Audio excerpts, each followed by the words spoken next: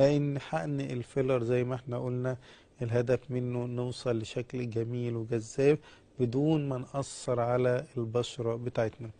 في تقنيات مهمة جدا بتساعدنا ان احنا نخلي البشرة بتاعتنا نضرة جميلة، فيها الجلوينج واللمعان. والتقنيات دي بتساعد مادة الفيلر ان نخلي الشكل بتاعنا يكون اوضح وافضل.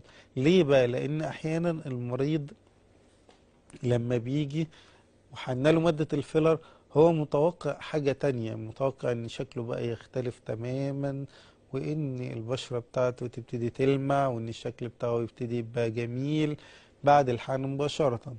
ودوا لان احنا قلنا ان مادة الفيلر الهدف منها ان هي تملى المكان الفاضي، فهو كل اللي هيلاحظه ان وشه بدأ يملى، ولكن مش الحاجة اللي هو متوقعها.